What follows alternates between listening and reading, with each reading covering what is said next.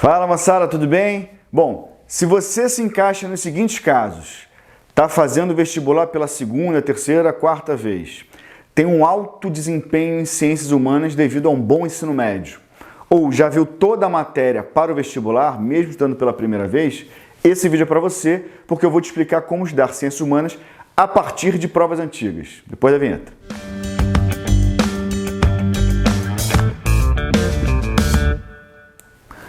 Pois bem, moçada, a gente já fez um vídeo aqui nesse mesmo canal sobre como estudar para as provas de ciências humanas de vestibulares de maneira geral. Só que esse vídeo é mais específico para a galera que já tem um nível mais alto ou já tem um conhecimento da matéria. Como fazer provas antigas. Pois bem, são na verdade 4 etapas. 3 de execução e uma de checagem e estatística. Pois bem, a primeira coisa é fazer a prova antiga. Temos que separar aí, no mínimo, os 10 últimos anos, beleza? Então, no caso aqui, estamos falando de 2021, vai fazer 2020, pega mais 10 provas para trás. Se estiver vendo esse vídeo de 2022, a mesma coisa, só diminui um e assim vai, tá? Então, os 10 últimos anos da prova. Pois bem, faça sempre das mais recentes para as mais antigas. Por quê? As bancas podem mudar um pouco a sua característica ao longo do tempo. Vou dar 2 exemplos, IME e ITA. De 2014, 13, 14 e 15 para cá, eles mudaram o perfil das questões deles. Sempre foi muito difícil, mas depois ficou um pouco pior. Até 2013, 14 ou 15, dependendo do ano, dependendo da prova, as provas eram 1, 2 conteúdos no máximo por questão. Depois desse período, às vezes até 4 conteúdos para uma questão. Então mudou o perfil. E se você começar a fazer da 10ª mais antiga em diante, 9ª mais antiga, é possível que não dê tempo de fazer as 10 e, portanto, você não consiga chegar nas provas mais recentes. E aí você perde um grande treino para trabalhar as questões mais próximas daquela que você vai encontrar no vestibular no final do ano. Então faça das mais recentes para as mais antigas, beleza? Então esse é o primeiro ponto. Segundo ponto é, depois que você faz uma prova específica, vamos pensar aqui, o Enem 2020, FUVEST 2020, SPSEC 2020, você precisa separar os erros, né? Então, qual o tipo de erro que você cometeu? Foi um erro bobo, um erro de palavrinha boba, do tipo, marque a alternativa incorreta e você não se ligou e marcou a correta? Ou então, eu sempre vou dar o exemplo aqui em história, na maioria das vezes, em Revolução Francesa, que fica mais fácil para a gente compreender, tá bom? Então, beleza. Você fez uma questão sobre a Revolução Francesa e confundiu o termo girondino com jacobino. Aí você marcou a opção errada. Mas você sabe quais são as características políticas dos girondinos, dos jacobinos, sabe as características do período político que eles ocuparam a França durante o período da Revolução, sabe tudo. Foi uma confusão. Então, questões muito pontuais, erros de interpretação bobo ou de uma falta de atenção, deixa de lado, você sabe o conteúdo. Agora, aqueles outros erros que você não sabe o que é, de novo o mesmo exemplo. Estava perguntando características do período diretório da Revolução Francesa, que era ocupado pelos girondinos. Você fala, cara, eu sei dos jacobinos, sei da França pré-revolucionária, sei um pouco de Napoleão, mas esse período eu não sei. Aí você precisa estudar esse conteúdo, né? É a segunda etapa, é analisar o erro e estudar o conteúdo. Você sabe o resto da Revolução Francesa. Você não precisa, portanto, perder tempo estudando toda a Revolução Francesa. Pega a parte do diretório e estuda especificamente aquilo. Lê, vê uma videoaula, adianta a aula para chegar naquele ponto específico. E é isso que precisa fazer, beleza?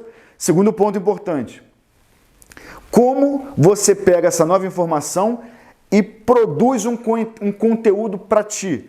Como é que você elabora isso na sua mente? Não adianta você ler.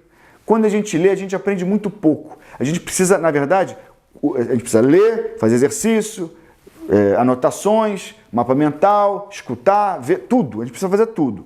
Então, nesse caso, como a gente já está num ritmo mais acelerado e já no final da preparação, chegando na prova, a gente precisa ler, ouvir a videoaula e fazer uma anotação. Pega seu caderno, que você está anotando as coisas, no caso de história especificamente, fala análise dos erros do Enem 2020. Beleza, a questão 53, um exemplo, era da Revolução Francesa. Eu errei, marquei letra B e na verdade era letra A. Você vai ver a aula ou vai ler o livro sobre aquele período, aquele ponto específico. Eu marquei a B e ela está errada por isso. E tá certo porque realmente aconteceu isso, diferente dos jacobinos. Então você vai elaborar da sua mente uma explicação do porquê que você errou e o porquê que a outra estava certa. Você pode complementar com o mapa mental. Nunca faça só o mapa mental. Pense, elabore. Você treina redação, porque você está pegando a sua cabeça e fazendo uma análise de um conteúdo específico, exatamente como você tem que fazer como redação, e aprendendo mais, assimilando mais esse conteúdo específico que você errou. Beleza? Então, esses são as 3 etapas. Primeiro, separa as provas e faz. Segundo, separa o tipo de erro. Terceiro, pega o erro, aquele erro concreto, não pontual, e vai fazer análise do porquê que você errou. Você está aprendendo muito com isso. E a 4ª etapa é fazer uma espécie de tabela no seu caderno. Eu vou fazer uma pausa aqui no vídeo, vou colocar algo aqui no quadro para ganhar tempo e a gente não ficar perdendo tempo escrevendo e vocês vendo, tá? Quando voltar, vocês já vão ver uma tabela, uma indicação de tabela. Você pode fazer a tabela do jeito que você quiser, tá bom? Guarda aí. Voltamos. Milagre da comunicação. Aqui, fiz uma tabela, que é uma tabela que eu usava quando eu saí da faculdade e comecei a estudar para concurso de professor. Me ajudou muito para entender que eu já sabia a matéria, precisava só pegar a manha de como fazer, que é o tipo do vídeo que eu estou fazendo para vocês hoje. Só pegar a manha do tipo de pergunta que a banca fazia, sacou? Então, essas tabelas me ajudaram enormemente. Aí você vai fazer uma do Enem, outra para FUVEST, se for o caso, SpaceX, enfim. História geral, história do Brasil, filosofia, geografia física, geografia política, econômica e humana. Tenta separar para ficar o mais pedagógico, mais didático possível, beleza? Então, nessa tabelinha aqui hipotética que eu criei, como a banca e Enem, vamos lá. Conteúdo aqui à esquerda, os anos que você vai fazer na prova, isso aqui vai até 2011, 2009, 2010, enfim, são os 10 últimos anos.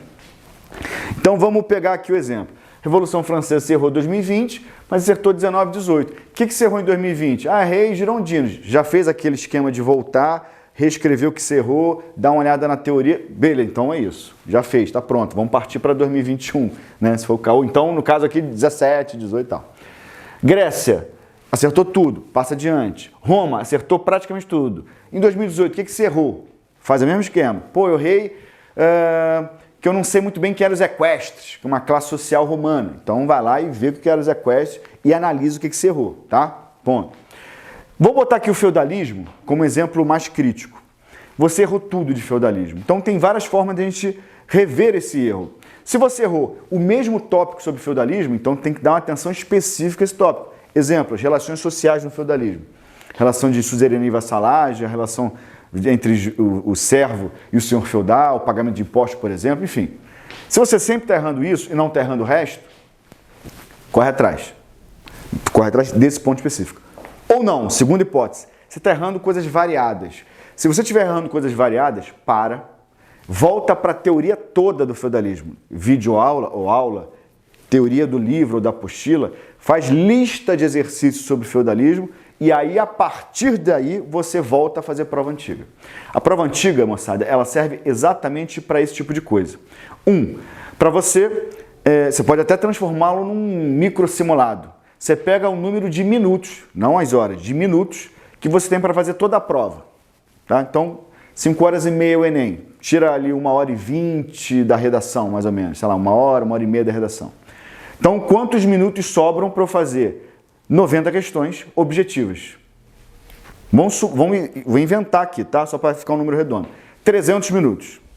Beleza. Sendo que de história ou de humanidade como um todo, mas sei lá, são umas 45, melhor é humanidade. Tem 45 questões, então eu tenho 150 minutos das 300 que são no total, tenho 150 minutos para fazer as 45 questões. Coloca na sua casa, em silêncio, um local mais longe possível de qualquer distração e vá fazer esse pequeno simulado na sua casa. Não coloque, em hipótese alguma, cronômetro, porque isso você vai te atrair para o relógio o tempo todo e você não vai ter esse relógio disponível na hora da prova. Coloca no máximo despertador, faltando com 1 hora de prova, com 2 horas de prova, faltando 1 hora, faltando meia hora, assim, porque é como os fiscais vão avisar em relação à prova. Então, você pode fazer simulado e outras coisas. Você também, uma vantagem de fazer prova antiga, você analisa seus erros, reconstrói o raciocínio e o entendimento sobre o conteúdo errado e continua fazendo novas provas para saber se aquela análise que você fez do erro valeu, se você consolidou essa informação que antes era problemática, agora você não tem mais como problema, que está acertando, ou se tem algum erro que está recorrente, aí para parar tudo e voltar para a teoria. Então, estudar por prova antiga só é indicado para aqueles alunos que estão no nível mais alto e ou aqueles que estão fazendo isso há bastante tempo, que é o caso aqui. Beleza? Qualquer dúvida, coloque aqui nos comentários e um abraço.